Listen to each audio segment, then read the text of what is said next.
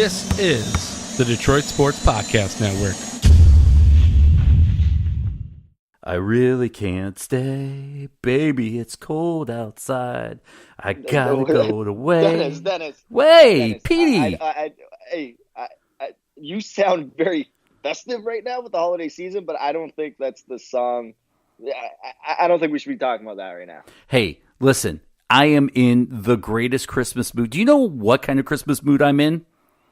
What kind of Christmas mood are you in? I am in the giving Christmas mood. Santa Farrell is here, and I've got a bag full of Blue Chew, Petey.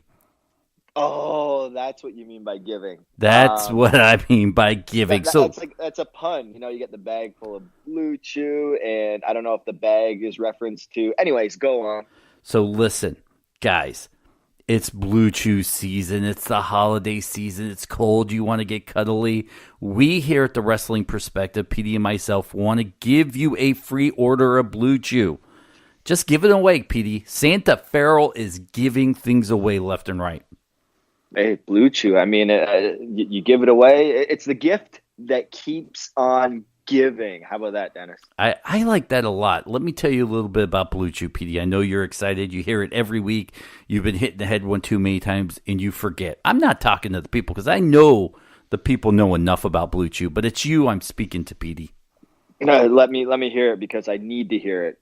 First and foremost, Blue Chew is made with the same active ingredients as Cialis and that other blue pill that we love to talk about, Viagra. It's made in the United States, which makes it cheaper. You can get it online, which means there's no awkward doctor visits. Do you know how awkward it is when I come to your house, Petey? Are you calling me a doctor or just I treat you like the doctor visit? You treat me like the doctor visit. I come over and then you're like, Dennis, we're friends, put your pants back on. And then there's that awkwardness of me having to fight and wrestle up my skinny jeans. And look, there's none of that with Blue Chew because you can get it online. Oh, man. I mean, why do I have to tell you to pull up your pants when you enter my house? I don't know. Probably because you should probably stop taking Blue Chew before you come to my house. Do it before you get in the bedroom. First and foremost, when you're at Casa Lapidi, you never know what's going to happen there. It is such a party place. I mean, that is correct. Right now I'm in a silent room where I can actually do this podcast for a little bit before I go back to Blue Chewing it up. With your what do you have? One of those ragers going on? Ragers or ravers? Yeah, rave. You're raving at your house right now, right? It's a rage rave, whatever you want to call it. Is like Uncle Cracker playing at your house because that guy's looking for a job? Uncle Cracker's playing at my house. We don't take ecstasy, no, because I mean the only little pills that we take is Blue Chew. Blue Chew, there it is. Plus, look, Blue Chew works way quicker than ecstasy, and it's chewable, which ecstasy's not. And ecstasy is illegal too, so I do not partake in that. But you can get Blue Chew online. You can go to bluechew.com. Use the promo code WPP. With that promo code, you get a free order. You just pay $5 shipping, and Petey and I are happy. I did a special announcement, and I guess we'll kind of roll into this a little bit. But, the money we make, we put back into our product. Most podcasters will make a couple bucks, stick it in their pocket, and they're like Uncle Scrooge diving in their clock tower full of money and going in and out of the cash, somehow figuring out a way to like defy gravity and swimming in a sea full of change and dollar bills. Not me and you, Petey. We give back into our own product. Yeah, I mean, the only thing that we want to do is make this product better any way that we can. I mean, it doesn't you got to invest in your own product, right, Dennis? That's right. I use it at Blue Chew Works. What I usually do is, whether it's with my wife or another lady that I like just as much as her, my wife, I'm not cheesing it. I'm not fooling anybody with that one. Anyways, I'll take the Blue Chew, I'll get in the shower, I'll come out, and I'm like knocking things off the counters and the table because, look, I'm ready to go. Are you talking with your arms and stuff like that? Okay. Yes. I didn't know how you were knocking things off the counter. All right. That's good that you clarified that. Good. So Blue Chew. So look, this holiday season, don't just deck the halls. You want to deck the halls, if you know what I mean. Perfect. There we go. So BlueChew.com, use a promo code WPP, and everybody's happy. Petey, one more quick ad. Let's talk about whatforapparel.com/WPP. We got a couple shirts up right now. Look, there's nothing. I see the commercials of the families out there, and they buy their families, Mazdas and Fords, and put it in the driveway. I think that is the most impersonal gift ever. There's no touch and no love to buying someone a car or a diamond ring or any of that junk, okay? They get it, they wear it, and they don't appreciate it. But do you know the one gift that you can buy someone and that they will love and appreciate way more than a car or a ring or even a trip or a vacation? Blue Chew? That or too. What comes after Blue Chew? It's the shirt, Petey. We're now hawking shirts. And Blue, we should get a Blue Chew shirt. It just says, it's a blue shirt that says Chew, so I think people would get it. Oh, I like it. On the back it says .com. Yeah, exactly. Oh man, Dennis, we have to talk about this off the air. I think we have something going on right now. I think we just figured out a way to make us rich. But if you go to whatforapparel.com/WPP and order yourself a Wrestling Perspective shirt, Petey and I will love you a long time. Yeah, very long time. So go buy yourself a shirt. You know what? Nothing left here in this podcast to do, but you ready to hit the music? Hit my music.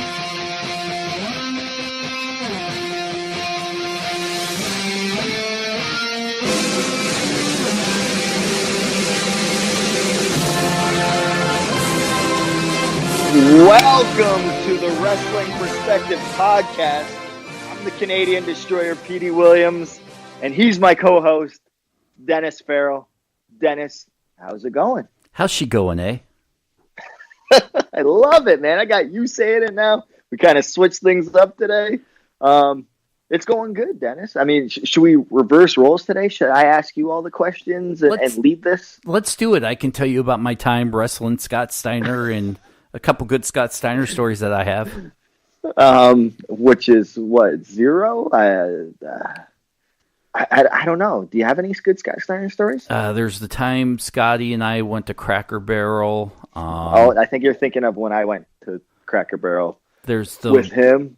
Maybe there's one time where we were out and the weather was bad and he was driving and he was looking for a gym and went down the one-way road with him. Yep, again, that was me as well.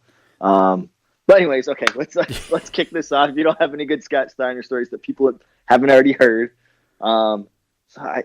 Dennis, what's on the agenda for today? Listen, we are going to go over. We're going to do something different in this podcast. Wrestling rankings really interest me. So I pulled up Pro Wrestling Illustrated, PWI's weekly rankings for the week ending December 6th. I want to go over them and discuss them. Not really critique them, because there's no right way in today's wrestling to do a power ranking. I've always found them somewhat interesting, but controversial at the same time. Yeah, and I remember when I was, before I got in the wrestling business, when I was a teenager, and I used to get my PWI magazines and look at these rankings and stuff, and they were almost like the holy grail to me. I'm like, oh, this guy is actually number 2 up in line for the belt, or whatever the case may be. And they actually, I don't know what these rankings are to end the week of December 6th, so this is going to be a shock to me. I don't have the list in front of me or anything like that, so I'm interested to see what these rankings are. That's good, because I'm looking at the Impact ones right now. We'll go over that here in a second. Nice. I guess one of our friends, not a friend of the show just yet, but one of our friends was recently involved in a little Twitter spat over what it takes to write a 3-hour show for WWE. Kind of, I would almost say he showed up and came to the aid of the WWE, since he was a former writer, and I'm talking about the Zombie Princess, Jimmy Jacobs. We want to talk a little bit about that, and whatever else comes to mind. Oh, and we had a question on Twitter about how do you get your abs. So I feel like I should ask you that real quick. Yeah, just I buy them at the store like everybody else that has abs. What store do you go to? Because no. I need them. So this is what I always would say, like back at wrestling school or training or whatever, and people would come up and they knew they had to get in better shape or whatever the case may be to kind of make it as a pro wrestler. You have to kind of look the part, and they would say, "Petey, hey man, can you help me out? Like, what do you do for your arm? What do you do for your abs? What do you do for this? What do you do?" And they ramble on. I'm like, "All right, let me stop you right there. All right, okay, I'm going to tell you right now. Here's the secret. All right. So you need to go to the gym." And then I'd walk away, right? And I'd end it, and then they would be like, "Oh, I get it. You're being an a-hole there. I need to go to the gym. I get it." So I mean, that's how I usually started. But I mean, there's a lot more to it. I mean, there's so much dieting involved, like exercising, just being consistent with both those. I know a lot of people, that aren't wrestlers and are wrestlers that they're like, they'll be good for like however many weeks or maybe it's even days. Like, oh, I'm going to get in shape, and they're really good, and they find out it's actually tough to diet and exercise consistently, and they kind of fall off. But then they're like, oh, I got to get back on the wagon and all that kind of stuff. And to be honest, me being at where I'm in my career right now, I mean, that's how I kind of am. I'm like, I can have an extra pizza, a whole pizza here or there, whatever the case may be, or a few beers here and there. But, if you really want to get in good shape, I mean, when I was in my best shape, I was like, it was like a religion to me, dieting and exercising. And that's how you got to be. I mean, genetics and youth doesn't last forever. I know the guy asking this question was probably like, yeah, I just do like 100 crunches a day. Done. You'll have abs. It's not like that. It really isn't. Oh, so I'm up to like 6 a day. That's good, man. So hopefully tomorrow you'll be at like 7. Are you talking about cheeseburgers or sit-ups? Both. Okay. I put the cheeseburger just out of my room. Yeah. So now I got the ab question out of the way. I was taken to task on Twitter this weekend by the ladies of Ring of Honor women. Great group of ladies who love Ring of Honor. Someone had put out a question about basically the whole elite group. If they leave, what does that do for New Japan Wrestling? And me personally, and I don't watch New Japan religiously, and I would say occasionally at best. I know a lot of the players. I watch some of the weekly highlights here and there. But in my mind, as a fringe fan, and I know that the diehard fans will see it maybe different from me, but as a fringe fan, looking at the reality of the situation, Kenny Omega leaving, you have Cody leaving, the Young Bucks leaving, New Japan. I think that leaves New Japan in a weird position here in the U.S. where they may fall to, maybe behind MLW if you were to rank the major organizations that are watched in the United States. I mean, that's a good hypothesis, I guess you could call it, because you would think like, oh, all these, American darlings or whatever you want to call them, like stars are leaving, or they have the potential to leave if they haven't left yet. What's going to happen? Because now it's just like Japanese guys. Now it's just Japanese guys, but what do the Americans connect with, or whatever the case may be. But I really don't think that's the case because. Even though guys like I'll take Kenny Omega, for example. Kenny Omega, super popular in Japan. And, is he super popular in the U.S.? Let's really think about it. Like, if you're not like a smart mark or a diehard wrestling fan. I think he is now. Maybe he's getting to that point. And I'll tell you this. I'll put it this way. So I had a conversation. And I'll leave this person unnamed, but I had a conversation with an unnamed person, and they said, if you had, let's say, in New Jersey, Philadelphia, that type New York type area there, the East Coast, where wrestling is like really diehard, and you had a merchandise table or an autograph signing table with these 3 people there, Kenny Omega, Hulk Hogan, and Stone Cold Steve Austin, 3 separate tables. who has the longest line? All right. So that was the question. And I know what I said. He said that he feels like right now Kenny Omega would have the longest line. And I told him that he was on some serious drugs. As popular as Kenny Omega is, Stone Cold Steve Austin is going to have the longest line. But he felt like, hey, Stone Cold's been around since what? Like his popularity was like on the rise, like in the late 90s and stuff, all the way into the 2000s. A lot of people have already met him and stuff like that. Now Kenny's getting popular. That's why he'll have the longest line. I'm like, no, absolutely not. I said Stone Cold Steve Austin will have the longest line. I mean, I don't know if you agree with me, Dennis. I kind of do, only because Stone Cold Steve Austin isn't at every signing, doesn't go to every convention. To get him at a convention or a signing is feels like a real big event for exactly. For any wrestling fan. Like Hulk Hogan. Hulk Hogan whores himself out for 50 cents, essentially. I don't think it's 50 cents, but you see a Hulk Hogan a lot more. He's everywhere. Like a Stone Cold. And look, and I'm not a Hulk Hogan guy. I think the industry's passed him by. It's time for him to step aside and let someone else have some limelight. And to me, Hulk Hogan's just one of those guys that can't let go. Now, don't get me wrong. I will still look back on him with fond memories.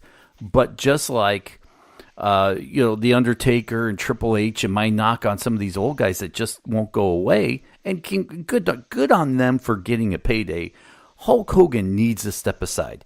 I think if he would have stepped aside 10 years ago, his legacy would have been so much bigger right now. Yeah, and I mean, it's not that like Stone. I mean, I feel Stone Cold does it right. I mean, he has his podcast and stuff like that. But when he retired, he retired. He didn't come back. Like, he's done wrestling.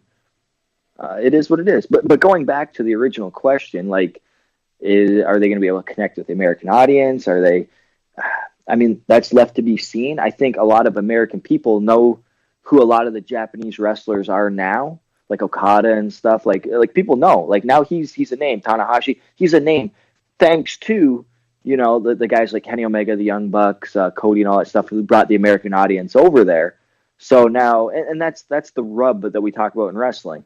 So will it go down? I don't think so, because when 5 guys leave the company, there's an opportunity for 5 more guys to come in to show their craft and stuff. Like, I know they have a lot of good superstars. Like, you got, Switchblade Jay White coming up the ranks and stuff. Kushida is like one of the top like junior heavyweights in the world right now. Like, they still have a lot of good things going for them. Would it suck if they lost like, Kenny and the Young Bucks and Cody and whoever? Yeah, it would suck. But I mean,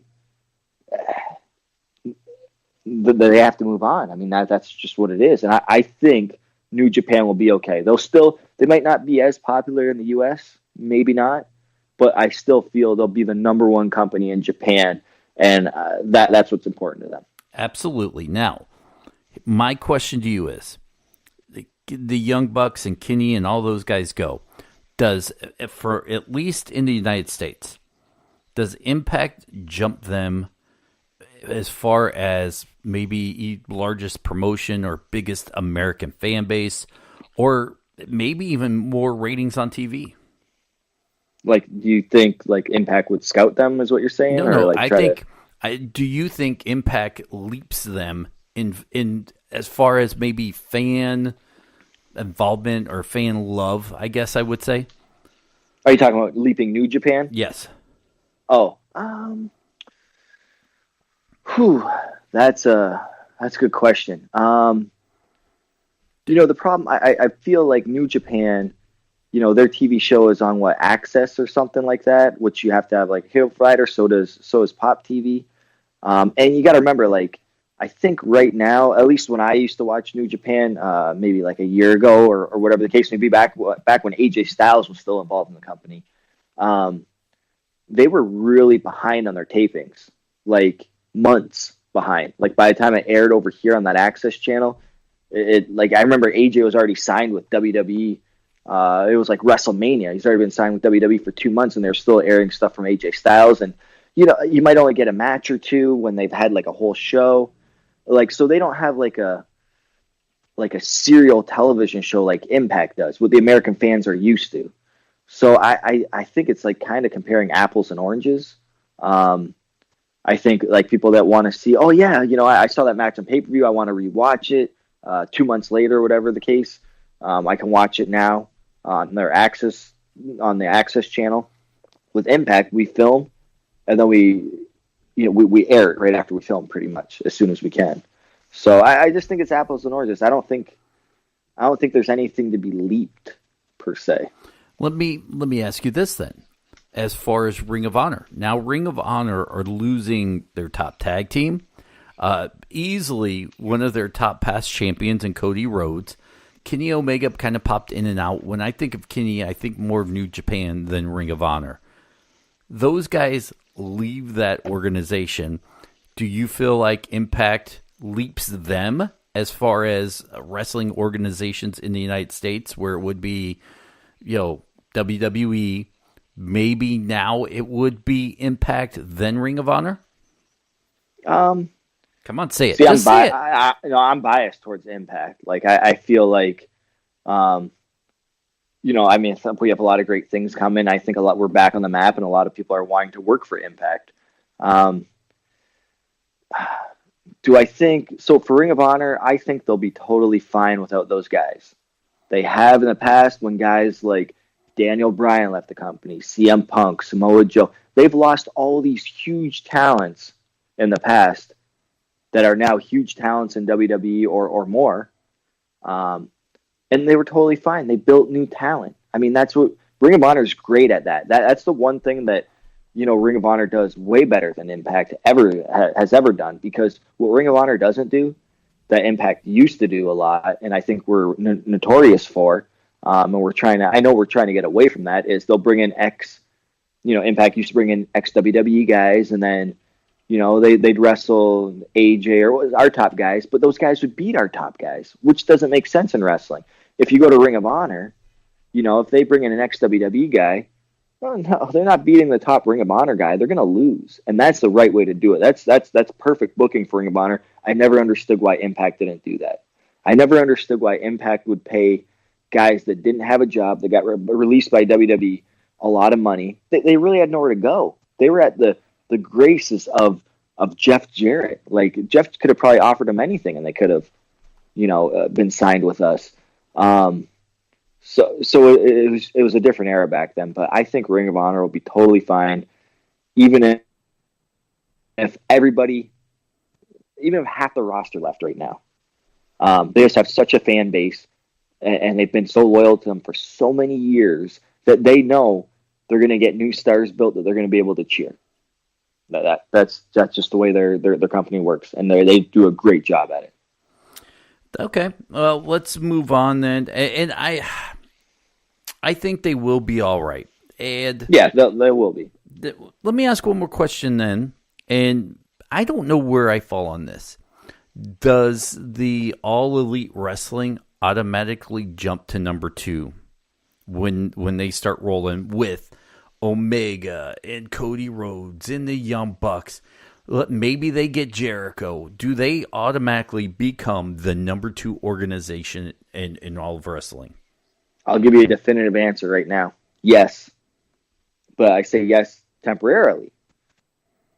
So, well, maybe not temporarily. I'll say a tentative yes, because there will be so much hype. Look at the All In show. It was so much hype around it. So they're taking that hype. Now, let's say if they have a wrestling organization where all those guys are like, hey, we're going to start our own wrestling organization, which a lot of people are speculating is going to happen. So if they do that, there's going to be so much hype behind it. So many people are going to tune into that first episode. The ratings are going to be like the biggest ratings ever. All right. So what they have to do is not mess it up. They have to be able to like have a perfect show, their first show, to get people to say, oh, I want to watch that show again next week, and I want to tell a friend about it that they need to watch this show next week and how awesome it is. So that's what they have to do. If they blow it on their first one, and I'll give you another example, Impact, okay, back in the Hulk Hogan era, when they switched to Monday nights, so much hype. They're like, we're going, I think at the time Raw was maybe 2 hours, like 9 to 11. and then our show was 8 to 10. So, we had the first hour. I don't remember the whole specifics, but we were going to go head-to-head live show with Raw. And our ratings did jump. Like, they jumped huge. I mean, they weren't, at the time, anywhere near WWE's, but our ratings jumped huge. And a lot of people were thinking, like, initially, like, oh, man, this could be a new Monday Night War. This is what we've been waiting for. This is what the wrestling fans have been asking for. But the show didn't deliver. And then the next week, they saw the ratings decline. And then the next week, they saw the ratings decline. They didn't deliver. And then they had to, I don't know how long it was, but they removed themselves from Monday. And they're like, oh, we can't compete. This is killing us financially. We're going to go back to whatever, Thursdays. So, yes, to answer your question, tentatively, they have the opportunity to be the number 2. You don't think fans they have to deliver? You don't think fans will give them a pass for the first X amount of weeks or months while they get it going?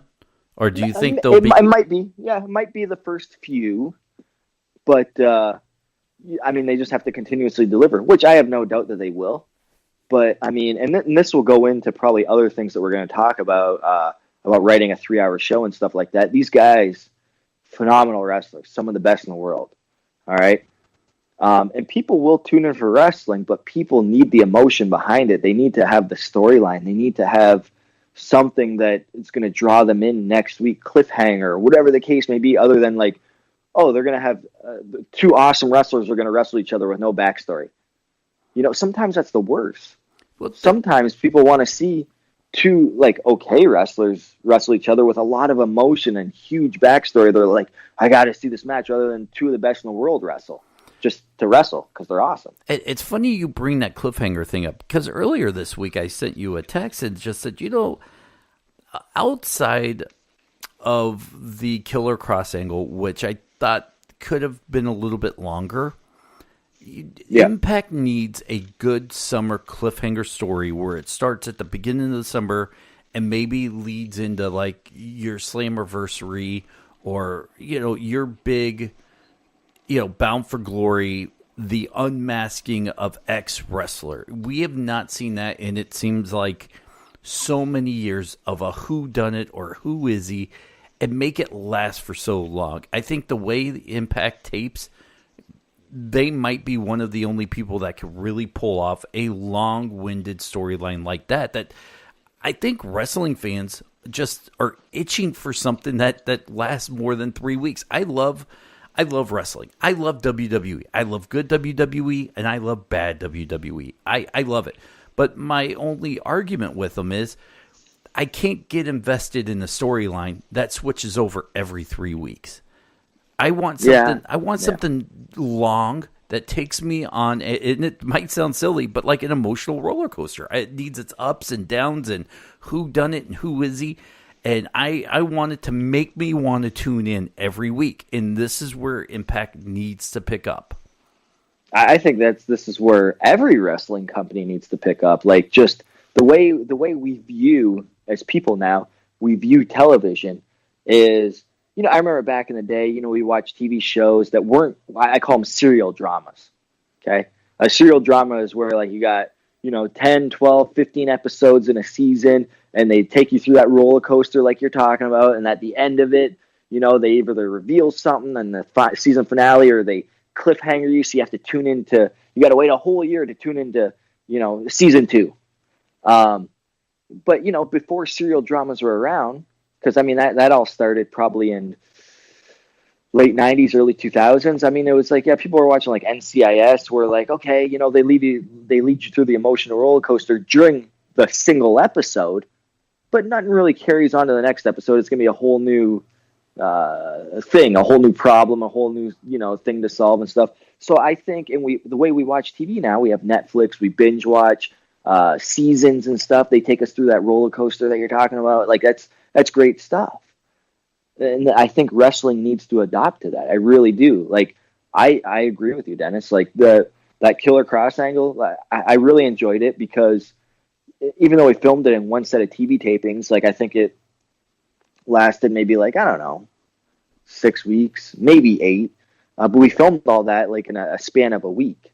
And and people are asking like, who's this guy leaving everybody laying? What's going on? And then we have the big reveal, and people are like, oh, awesome, it's Killer Cross, we love it, And I agree, we do need more of that. Now, if we get more of that, now is it saturating? Like, oh, here we go, another whodunit or another. We've seen this song and dance before. But have we? So, when's the last time we've seen it? It's been years since we've seen a real. And look, it may have been done on the Indies, or I might have missed it on Ring of Honor. Hey, look, I get it. If it's been done there and I missed it, I apologize. But something that gets buzz and gets people talking right now and today, I think Impact can do it. Yeah, and I mean, we currently have one going on that's been going on for quite some time, is the Scarlett Bordeaux one. Like, she's on a talent search or whatever. What's going to happen with that? That's been going on for quite some time. So people are like, okay, pick me. We're getting fan involvement and stuff. So, and we did a who done it. I think that was last summer, maybe last spring. So maybe we're due for another storyline like that. You just can't do it like stop one and then do another one. That's why I said summer. Yeah, I mean, I agree with you, Dennis. I love that kind of stuff. Like when they had the whole who killed Vince McMahon, I was really interested in that storyline. I'm like, man, somebody killed Vince McMahon. They're gonna do a who done it. I'm like, this is great. I mean, obviously it's fake. He's not really dead, but I'm like, I'm intrigued. Like, what's gonna go on? And then, then Benoit, the whole Benoit thing happened, so they kind of just let that storyline go. Or even like with the Hornswoggle story with who's Vince McMahon's kid, and they had a lot of tension with Ken Kennedy, and I like that kind of stuff. It makes me want to like I gotta tune in next week. I mean, we need more of that in wrestling. I agree. All right, let's move on. Over at Pro Wrestling Sheet, they picked up this story, and look, Ryan Satang, good friend of the show. He's covered a lot of our stuff. I'm a big fan of Pro Wrestling Sheet. He does a story talking about basically Brian Alvarez of Wrestling Observer basically tweets out, let's see here, shared an article on this week's Raw ratings saying the numbers were embarrassing. Writing a 3-hour wrestling TV show every week is not blanking hard. Now, let's see here. It started with Brian Alvarez shared an article talking about how the numbers were embarrassing. Jimmy Jacobs replies, sorry, writing a 3-hour wrestling show every week is effing hard, Jacobs replied. Then another fan pointed out the repetitive matches on all sides. Let's see here. He wrote, I can only speak of my experience in those experiences. I found writing a wrestling TV show isn't an easy task. Thanks to all engaged in meaningful dialogue with me. I love the passion, Jimmy Jacobs tweets out. Let's talk about a 3-hour Raw, because I'm on the side of you're going to get good shows, you're going to get bad shows. You have every right in the world to complain about it. You have every right in the world to watch or stop watching. If you're going to watch it, enjoy it. I love wrestling. Guys, wrestling reviewers on Twitter or YouTube or even podcasts, they review Raw and SmackDown like it's a melodrama, like it's a Shakespearean play. I like to sit down and enjoy it for what it is. And if you can do that, Raw's not so bad every week. Yeah, I mean, I can watch, I haven't in a while, but I can watch an episode of Raw or SmackDown and be unbiased. I mean, maybe because I'm a wrestler, but I'm just like, hey, I'm just going to watch. If I don't like this, I'm going to shut it off. And maybe I'll watch the show and then see what people say about it. I'm like, wow, they didn't like that? I guess I could see why they didn't like that. And then I start like analyzing it in my head. And so, I remember when I watch wrestling, it takes me back to when I was a kid, 5, 6, 7 years old. I'm watching wrestling. And I wasn't like critiquing it. I was just there, kind of being mindless, brainless, just watching the show that I love to watch.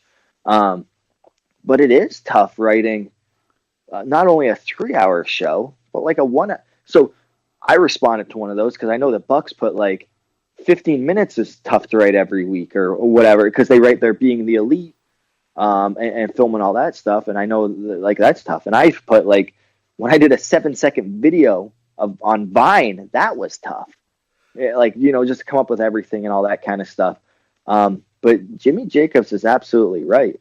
Like, first off, they're not going back down to 2 hours, like he said, because the money's there. They get paid a lot more to do a 3-hour show than a 2-hour show. Okay. But, like, you have to think about writing a show. Okay. I'll take a show that, like, just a movie that maybe a lot of our listeners haven't seen. Maybe they have, I don't know, but a great show. The Shawshank Redemption. Okay, so I could tell you right now, and this is a spoiler alert because it doesn't matter what happens at the end.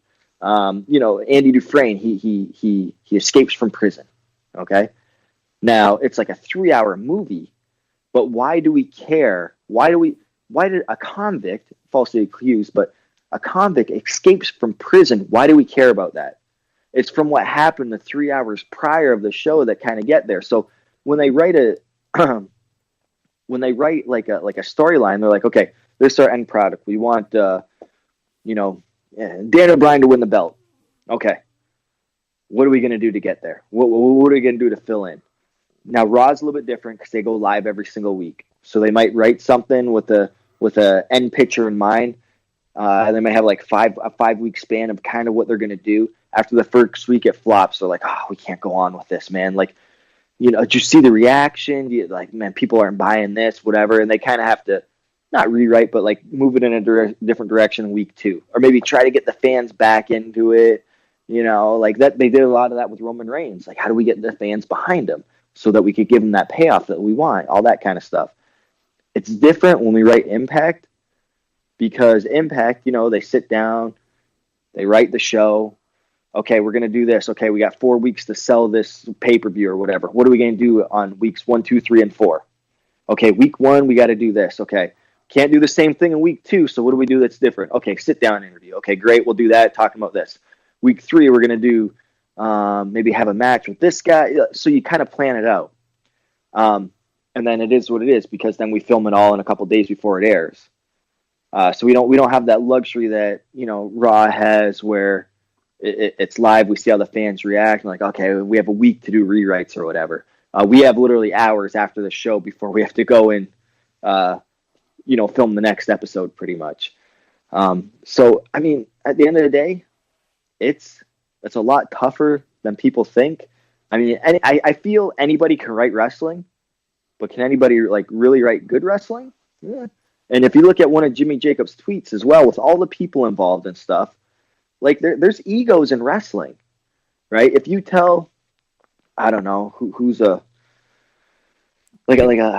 just pick a name of a hat. If you tell a Kevin Owens, like, hey Kevin, you're gonna be feuding with Braun Strowman, I don't know, and you're gonna cut this promo, and we need you to say this, and then Kevin Owens goes, dude, my character wouldn't say that. I don't want to say that. Okay, now we have a problem. Now you're trying to convince Kevin Owens that he has to say it. And he's fighting you back, like, no, can we say it like this instead? No, we really need just. And then now there's a compromise, and this like is a battle all day long, maybe potentially. And I'm hypothetically saying Kevin Owens. It could be anybody. It could be a Daniel Bryan and anybody. So now you have a conflict and stuff, and you're doing like little tweaks and stuff like that. And this is one segment on a 3-hour show. So if this happens in every single segment, this creative battle, I mean that's chaotic right there. It'd be great if all the wrestlers were robots and you're like, this is what you're going to say. Go out there and say your lines. Okay, yep, no problem. And it comes off perfectly. That's not pro wrestling. It isn't. I mean, I know that's what the fans want to believe what it is, but it's not. I remember I've went against Vince Russo when he wanted me to say stuff. He wanted me to refer to myself as Little Petey Pump. And I'm like, dude, you know what that sounds like? I'm like, I don't want to call myself Little Petey Pump. I'm like, that sounds ridiculous. And then he says, you got to say it, bro. You got to say it. And I'm like, I don't want to say it. It's the only time I ever said I didn't want to say something. Hey, did you still say it? So then I thought about it all day. And he's like, I'm just telling you, you have to say it. And I'm like, okay. And I'm like, all right, well, I said, Vince, I got the line in. He says, what is it? I said, when I go out there and confront Scott, I'm going to say, how did I say it? I'm trying to think of how I put it. I said, you may think that I'm, little Petey Pump to your big Papa Pump, but I'm the Maple Leaf Muscle, blah, blah, blah, blah, blah. Definition of definition, whatever. So I got the line in there. So that's what they wanted. And so the commentators could say, like, did he just refer to himself as little Petey Pump? Well, I didn't really, but okay, if that's what you want to say, sure. Okay. But, I mean, there's a lot. Jimmy Jacobs is so right. There's so much that goes into it. One day we should get Jimmy Jacobs on the podcast. I don't think, you know what?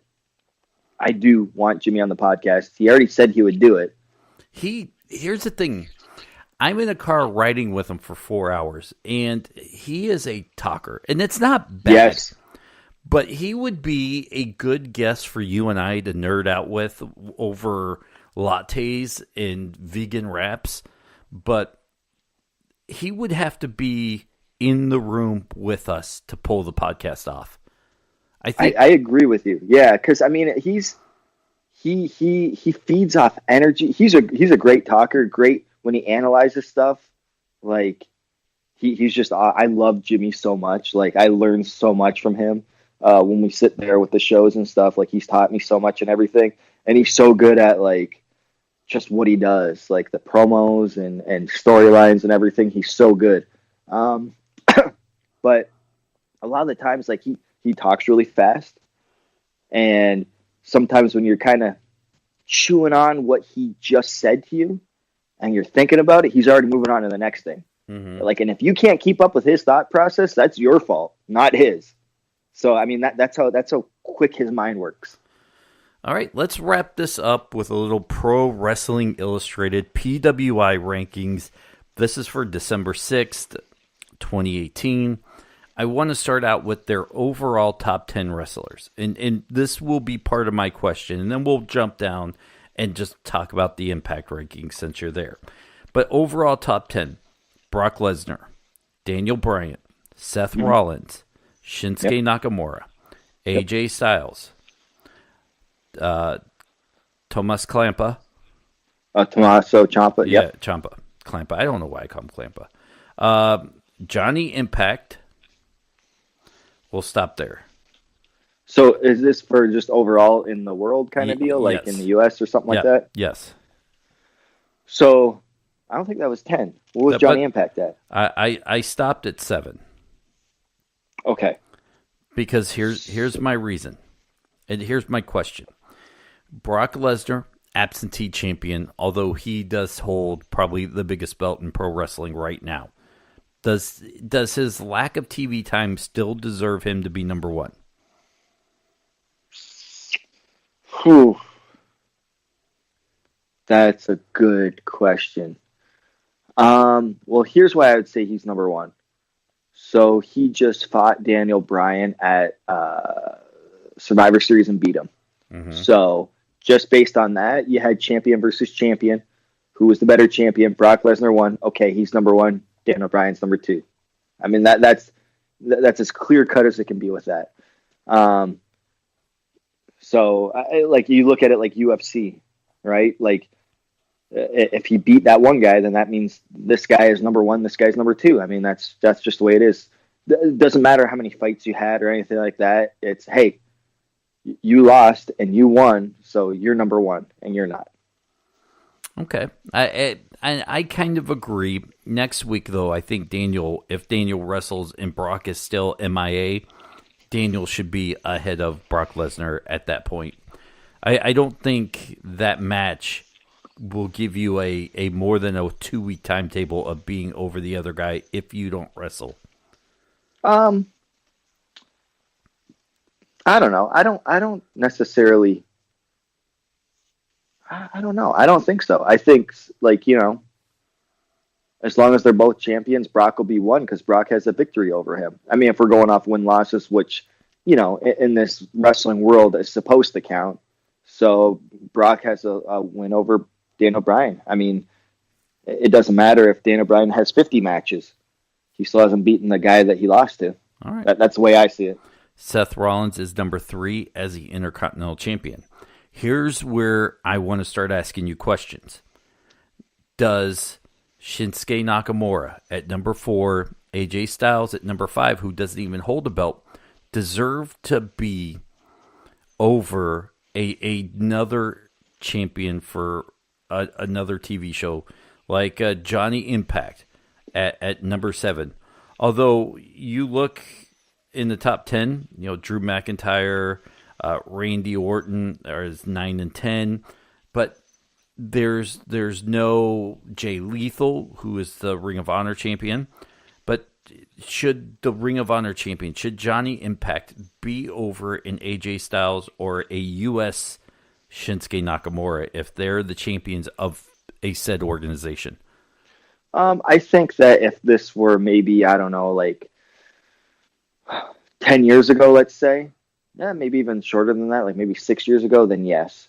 Right now, everybody knows Impact's in a rebuilding phase. We're on the upswing again after we've had a big slope down. So if this were 8 years ago, yes, absolutely, Johnny Impact should be like 3. But right now where we're at, I'm glad that I'm actually surprised that somebody non-WWE right now is making the top 10. I honestly am surprised. See, I look at this and I think Johnny Impact probably should be ahead of AJ Styles. As great as Styles has been, I think Ciampa and Impact should both be ahead of him since they are champions of their respective brands. See, AJ, the tough one is with the AJ, but AJ just lost the belt like a month ago, let's say. Okay. And he held the belt for like, he broke some records, like 370, I don't even know the amount of days. Like, he was over a year. Like, and he's beaten those guys like Nakamura, who I think is like number 4, right? Nakamura is number 4. Yeah, he every time they step in the ring, AJ's beat him.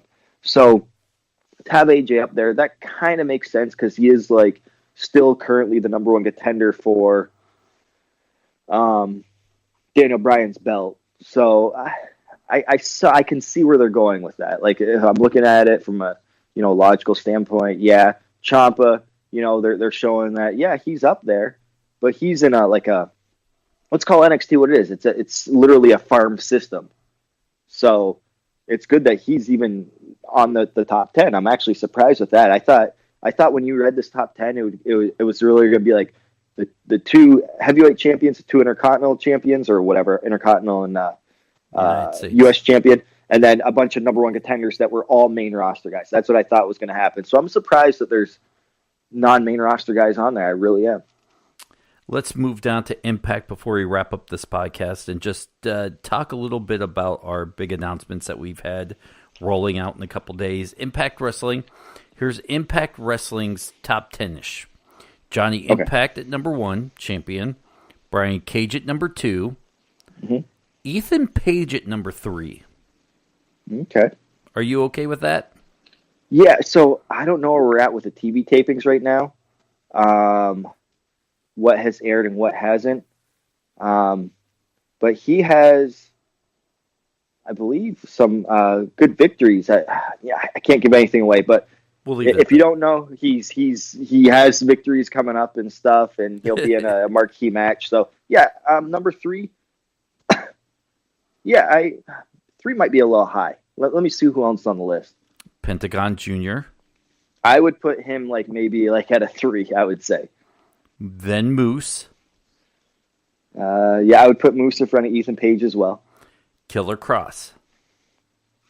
Again, I think he has 1 defeat, and that was against the heavyweight champion. So I would almost put Killer Cross. Oh, man. So I would say number 1 and 2 is correct.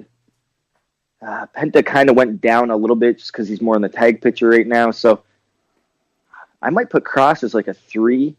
3 and 4, Cross and Moose. Penta at 5. Still putting Ethan Page down a little bit. Okay. All right. Eli Drake. I think that's good for him. Yeah, that's fair. That's fair for him, yeah. Sami Callihan. Oh, yes. Sammy just beat Brian Cage, too. He pinned him. Man, I might put him a little bit higher too. I would put him higher than Ethan Page as well. All right, Matt Seidel, Okay. Rich Swann, Mm-hmm. and Phoenix. Whew. See, Phoenix, I wish I knew how they were judging this. Like, if they're based on win-loss, maybe... Isn't he win-loss banged up too? Phoenix? Yeah. Yeah, I heard, and this was after our last tapings, that he took the rest of the year off. But I heard he's also going to be good to go for our, January homecoming pay-per-view. So, and I know he's in a match. I don't know if they haven't announced yet, but he'll be in a match at the homecoming pay-per-view. Yeah, I wouldn't. Man, I wonder why they put Ethan Page so high. Maybe he's undefeated for all I know. Maybe he's never lost yet, and that's why they put him up so high. But I mean, I wouldn't have. I mean, I like Ethan Page, but just based on what he's done so far, I wouldn't have put him that high. Okay.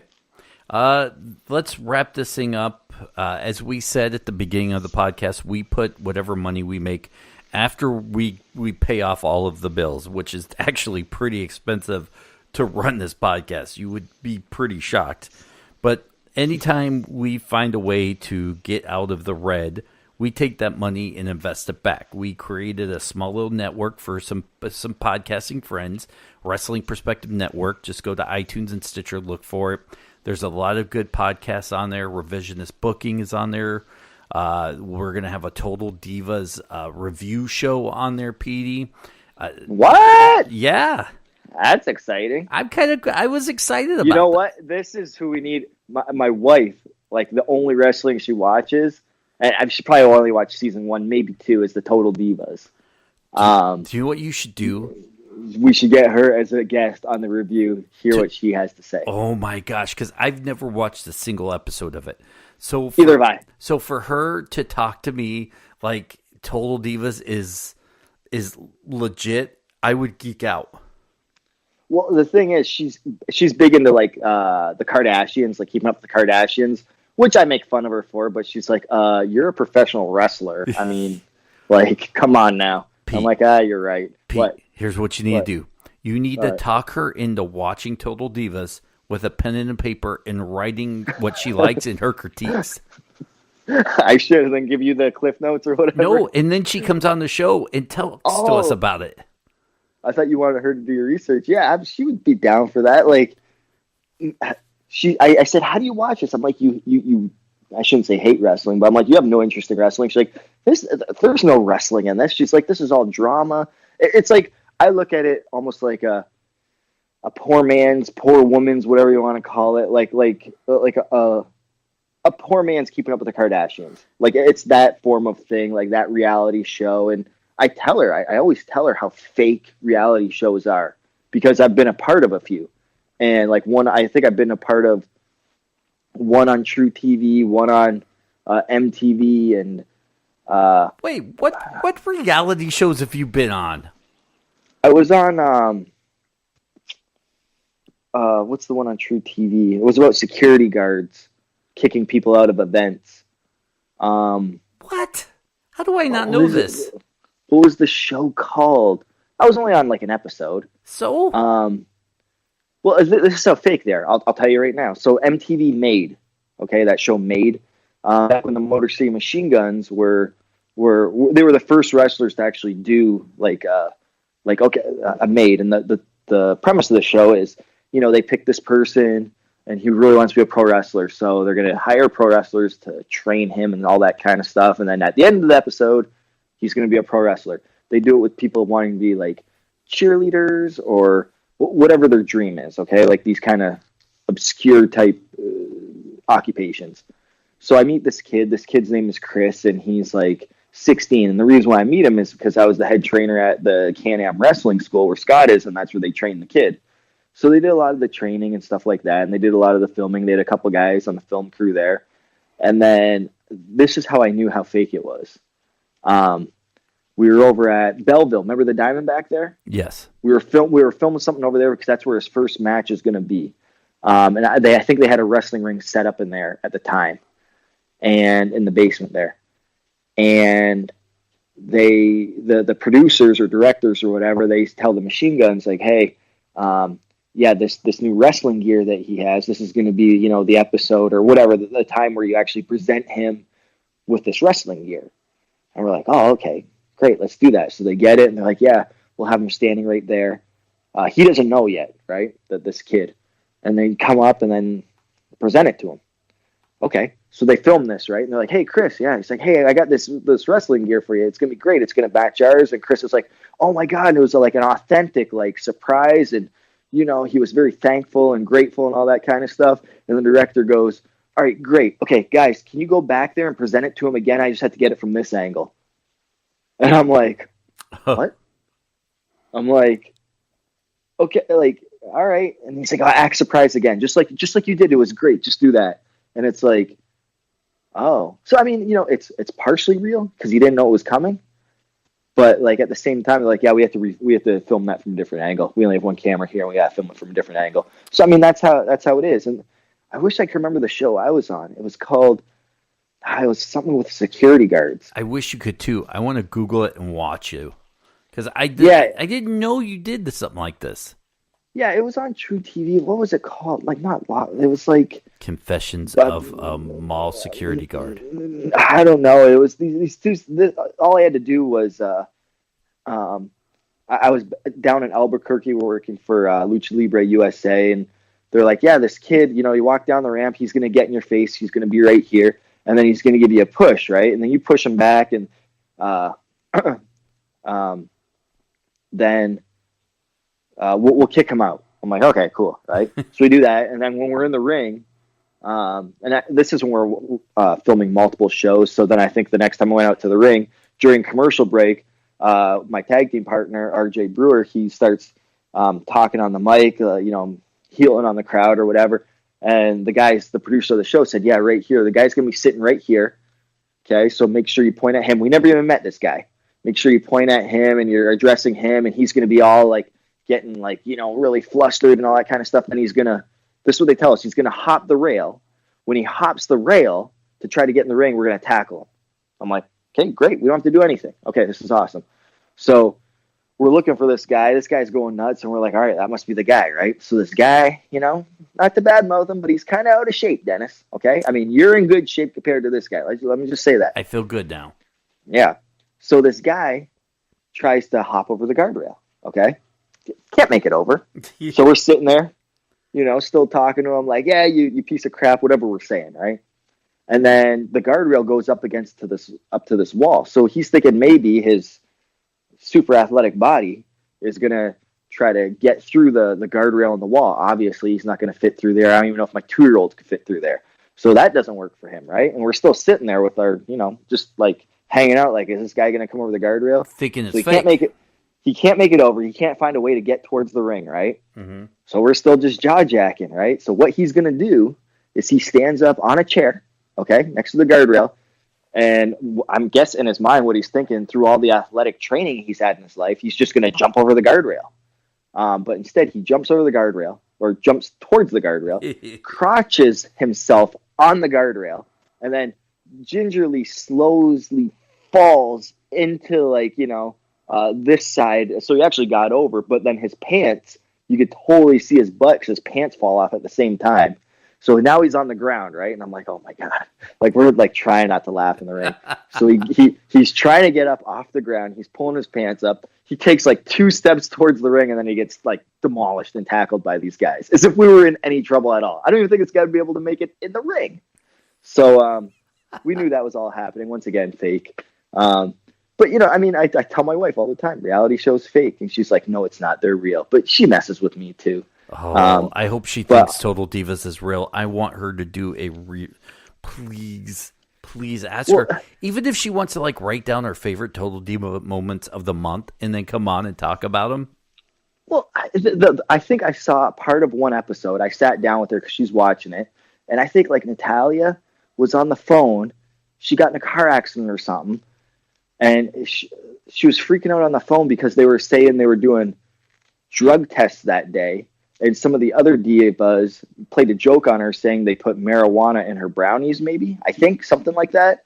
So she's thinking she's going to get drug tested. and she's freaking out because she's going to fail and she's going to get fired and stuff. All while the cameras are watching her do this. Like, if this was a real thing, they would probably shut off the cameras and be like, hey, man, we got to call Vince, or we got to call, talent relations director, man. Like, she's confessing to doing, like, are you kidding me? Like, how could she not know this is real, like, or fake? Like, I don't know. But, that's the glory of entertainment. It's entertainment. All right. And finally, our second bit of good news, and I've spammed it quite a bit. It feels nice. Look, you're an Impact wrestler on TV. You're important. I have recently had a bit of a downstroke in life, which just comical at best. But things have finally turned around, Petey. I'm really excited. You and I, well, here's the way. I'm going to tell the people the truth. So we are going to be doing a pre-recorded 1-hour radio show for SB Nation. It's going to air on roughly 75 to 80 different markets all over the United States. 94.1 in Houston, Pittsburgh 540, WWCS, the Horn of Austin, Mile High Sports Radio in Denver, Dallas, and a couple other markets are the ones we know off the top of our head. So the way it's going to be, because I don't know when I have to submit it or when it's going to be, but it's an hour show, and a lot of people are like, is it going to be like the podcast? Is it not? It'll be me probably doing a Raw SmackDown recap, and then I will cut to an interview you and I do that week, whether I have to shave it down or not to fit into the radio. So you will still be part of the radio show. Oh, I mean, well, that's cool. And maybe I'll have guest appearances too. Maybe I'll actually end up watching a Raw or SmackDown. And if you invite me on, I can give my 2 cents as well. And if that fits in, like we can also clip up this show and put some clips in there. Yeah, that's part of my planning. Is that I want it to feel like the podcast, but you and I have different schedules, and sometimes it's tough to even sit down to do an hour together. So to ask you to do a whole nother show is a bit ludicrous in our timetable. So I'm going to do a little, improv as to how I cut the show up and put it together. You will be way more hands off on the radio version as you are on the podcast, but you will still be represented on the radio version. Yeah, and still fully support the radio version of it. And I do strongly believe this radio version of the Wrestling Perspective podcast, or Wrestling Perspective, I should say. It's not going to be a podcast. It's going to be a radio show. Yeah. It's going to go very well. And it's just going to mean more great things for the Wrestling Perspective podcast version. Yes. We've got a lot of questions. Does that mean we're going to stop the podcast? No. It actually just means we're going to take the podcast and put it on radio, essentially. There'll be a different version of it. It might be me doing a little monologue at the beginning and then cut into some Petey and I. But nothing's changing with the podcast, if that's what you're questioning, which I've got, believe it or not, a lot of people that are like, does this mean you're done with the podcast? How do I listen if I can't listen to the podcast? Podcast is not going anywhere. Nothing. Nope. Well, now we just have what's that called? Not a syndicated show. Yeah, we are nationally syndicated. When you have two shows, simulcast. I don't know. Simulcast. Yeah, thank you very much. Good job, Dennis. You're welcome. But we are nationally syndicated too. Awesome. That's even better syndication. Yeah, I'm a little excited. Things hopefully are turning around, at least career-wise for me. So it's made me feel pretty good, and I'm hoping this lasts more than 3 months before they catch on to us. I think it'll. This is going to be good, Dennis. Whether it lasts 3 months, 3 days, or 3 years, it's going to be a fun experience, and something that you've never done before. We've never done before. I haven't, so I'm looking forward to it. So, and I'm just a tiny little speck, small part of it. And I'm looking forward to it. You're way more than a speck. I mean, you're the one that goes out and gets the interviews, and those interviews are the one that's going to be on the radio, which it's an hour long, which means it's about 41 to 45 minutes of content with commercial breaks. So, most of our interviews are 20 minutes anyway, so you're half the show to begin with. Hey, this is what I'm hoping comes of it. You become a big star out of this, and I could like ride your coattails like that. That's what I'm hoping for. You And know, I'm like, Dennis, don't forget about me, man. Like, hey. there used to be a time when there were people that rode my coattail, so it's going to be nice to not have to be a coattail rider anymore because it's kind of weird. Hey, you're equal to me, buddy. only on the bike. In all aspects, you're equal to me, man.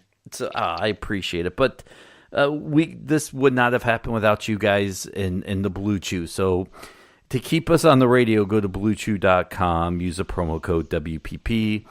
Thank you guys. This is this week's show. Pete, any promoting on your end? Just the big homecoming pay-per-view coming up on January 6th, I believe it is. It's the Sunday, first Sunday of January. That's when the show debuts. The TV tapings. What's that? That's when the show debuts, January 6th, SB Nation. Oh, man. When I'm all right, so we got that going on. The day after, we're also gonna be filming in Nashville, and then we head over to Mexico City that Friday and Saturday. So we're kind of breaking up the tapings, and then after that, I believe our next set of tapings is back in Vegas in February on the long weekend in February, which I think is like Martin Luther King weekend ish area. Same with Valentine's Day. That's where we'll be. Can you confirm whether you're going to be in Nashville or not? I cannot. I had a conversation with Scott Demore today. It's going to depend on some finagling, I guess you could say. It's still up in the air, I guess you could say. I'm still waiting to hear confirmation. So, yeah, that's where we're at right now. All right, guys, WrestlingPerspectivePodcast.com. You will go be able to listen to this. I'm sure there'll be a link to the radio version of the podcast.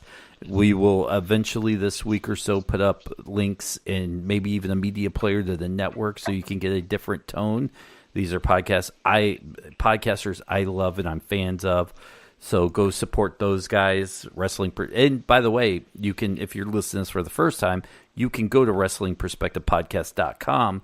And there are pictures of like iTunes, Stitcher, Google Play. You can click them and subscribe to whatever you listen to your podcast on the most. So thank you guys so much, Petey. I'll see you next week. All right, man.